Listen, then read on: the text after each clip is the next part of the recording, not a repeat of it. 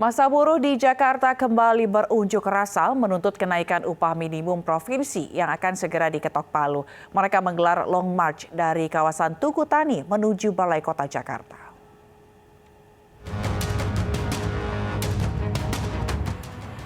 Massa buruh yang tergabung dalam Federasi Serikat Pekerja Logam, Elektronik dan Mesin, Serikat Pekerja Seluruh Indonesia, FSP, LEM, SPSI, long march dari kawasan Tugu Tani menuju Balai Kota Jakarta.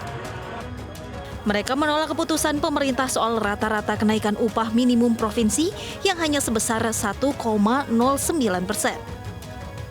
Mempertimbangkan pertumbuhan ekonomi dan inflasi, massa buruh menuntut kenaikan upah minimum provinsi sebesar 3,57% agar daya beli buruh tetap terjaga. Dan itu angkanya tidak jauh dari kenaikan 3,27% tahun lalu.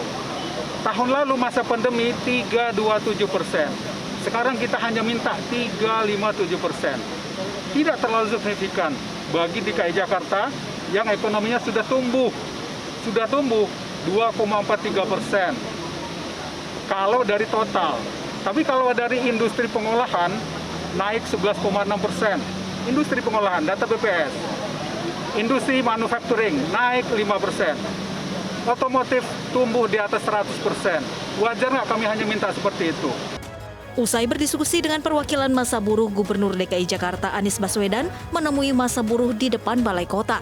Menurut Anies, kenaikan upah minimum provinsi sudah diatur di tingkat pusat dan DKI Jakarta harus mengikutinya.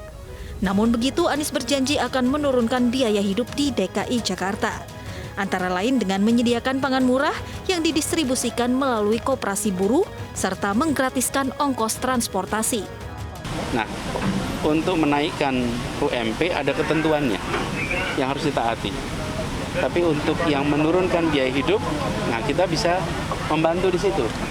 Jadi DKI dengan kartu buruh pekerja Jakarta, kemudian memberikan fasilitas untuk pangan murah, kemudian memberikan biaya transportasi yang ditanggung, lalu kartu Jakarta Pintar untuk anak-anaknya, diharapkan bisa mengurangi biaya.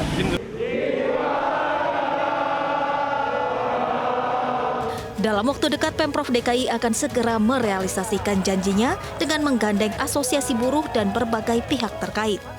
Dari Jakarta, Tim Liputan iNews melaporkan.